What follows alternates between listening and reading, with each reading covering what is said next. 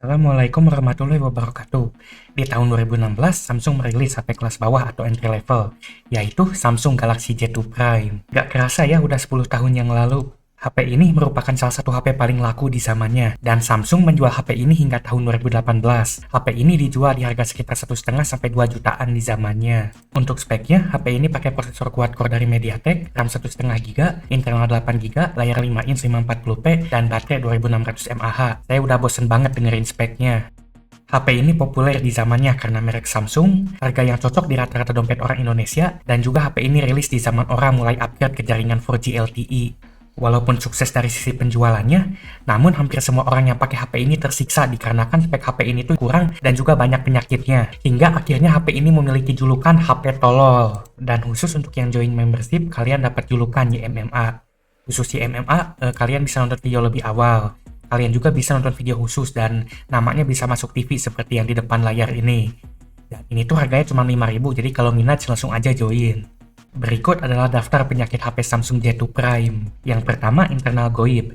HP J2 Prime internalnya sempit seperti liang lahat, cuma 8 GB. Karena Samsung tuh kikir dan J2 Prime tuh HP kelas bawah. Jadi si Samsudin cuma ngasih internal 8 GB berjenis eMMC 5.1. 8 GB ini dipakai oleh sistem Android yang berat karena pakai TouchWiz.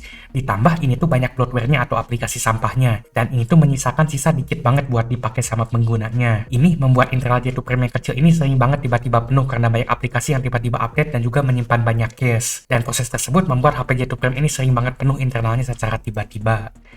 Dan karena hal tersebut, HP J2 Prime sering disebut internal goib, karena sering tiba-tiba habis internalnya. Yang kedua, ghost touch.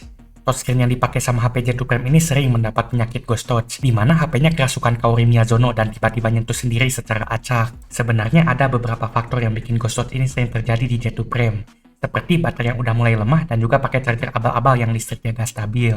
Namun yang menjadi alasan utamanya, touchscreen yang dipakai J2 Prime ini kualitasnya jelek dan rawan ghost touch, apalagi kalau diganti dengan yang KW atau fake. HP J2 Prime ini digitizer atau touchscreen-nya masih terpisah, tidak seperti semua HP zaman sekarang yang nyatu sama LCD atau layarnya. Kelebihannya ini bikin kalau kaca J2 Prime-nya retak, kalian tinggal ganti aja touchscreen luarnya. Harganya murah banget, biasanya cuma 20 ribuan. Singkatnya, baterai yang udah jelek, charger abal-abal, dan touchscreen yang jelek ini membuat J2 Prime tuh jadi penyakitan ghost touch. Dan untuk touchscreen-nya J2 Prime ini tuh emang beneran jelek dan gak enak dipakai. Saya tuh sering gak kepencet kalau ngetik terlalu cepat, dan kadang scroll page juga sering gak kepencet, atau malah mencet yang lain. Yang ketiga, dicas malah turun. Proses ngecas HP adalah proses yang seharusnya menambah persentase baterai HP. Tapi hal tersebut kadang tidak berlaku bagi J2 Prime. J2 Prime gak jarang malah turun persentase baterainya saat dicas. Ini kadang terjadi karena baterai J2 Prime tuh gak jarang udah memburuk kondisinya. Ditambah fuel gauge atau IC yang mengatur persentase baterai yang dipakai J2 Prime ini tuh agak-agak labil. Dan juga banyak user J2 Prime yang pakai charger abal-abal. Dan charger abal-abal ini tuh gak jarang cuma ngasih listrik sedikit dan gak cukup buat ngisi baterainya. Baterai dan charger yang jelek juga bisa bikin fuel gauge di J2 Prime ini jadi salah nembak presentasi baterainya, yang bisa bikin turun bukannya naik. Yang keempat, HP disenggol langsung mati. Sebenarnya ini tuh efek samping dari baterai yang bisa dicopot, karena penyakit ini tuh gak cuma di J2 Prime aja, dan banyak HP removable yang memiliki penyakit yang sama. Dengan berjalannya waktu, pin emas yang ada di HP yang nempelin HP dengan baterainya tuh semakin lemah, dan ini bikin kalau HP-nya kesenggol kadang putus koneksinya, dan membuat HP-nya jadi mati atau restart. Namun karena penyakit sebelumnya, saat HP-nya mati akibat disenggol, gak jarang persentase baterainya tuh berubah jauh, bisa dari besar ke kecil ataupun sebaliknya. Dan gak jarang kalian bisa ngecas HP J2 Prime hanya dengan menyenggol HP-nya. Yang kelima, nge-lag brutal. J2 Prime menggunakan SoC MediaTek MT6737T yang berisi 4 buah core Cortex A53 dan GPU Mali T720. Sebenarnya dari SoC-nya ini tuh gak jelek-jelek banget dan bersaing dengan Snapdragon 410 dan 425 yang dipakai HP di kelasnya di zamannya. Namun, yang bikin performa HP ini jelek banget tuh UI TouchWiz masuknya yang berat, ditambah RAM-nya yang sempit dan juga internalnya yang sama-sama sempit juga. Kombinasi tersebut membuat HP J2 Prime ini menjadi sangat lemot dan banyak loading saat dipakai. Kalau buat dipakai gaming udah jelas, udah gak kuat.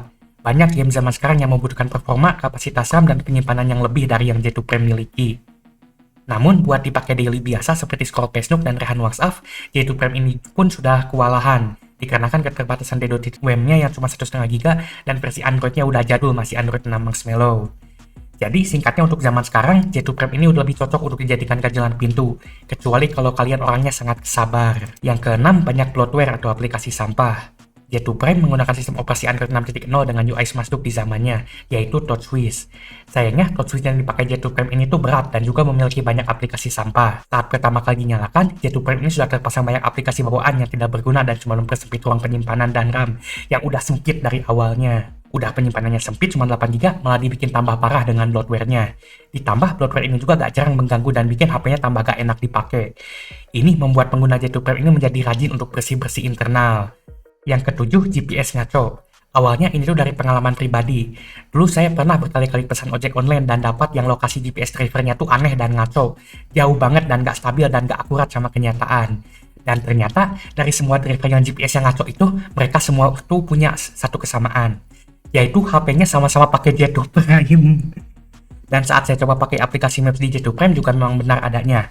Ini GPS-nya sering tidak akurat dan sulit untuk lock-nya. Kemungkinan besar ini salah MediaTek yang bikin GPS ampas. Karena HP MediaTek di zamannya juga banyak yang memiliki penyakit GPS. Ditambah J2 Prime ini tuh HP Samsung pertama yang pakai MediaTek. Dan yang terakhir, aplikasi galeri gak bisa dibuka.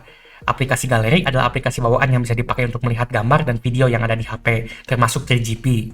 Aplikasi ini berfungsi sesuai namanya. Namun, untuk HP J2 Prime, kalau kalian internalnya penuh, aplikasi galerinya tuh gak bisa dibuka. Apalagi J2 Prime ini memiliki penyakit internal goib yang bikin internalnya tuh gampang penuh dan internal penuh tuh udah jadi makanan sehari-harinya user J2 Prime.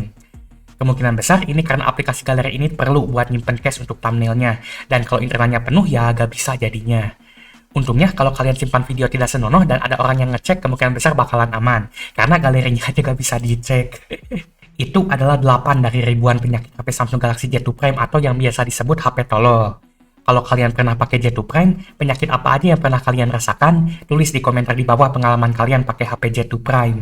Itu sekian dari saya, semoga video ini bermanfaat.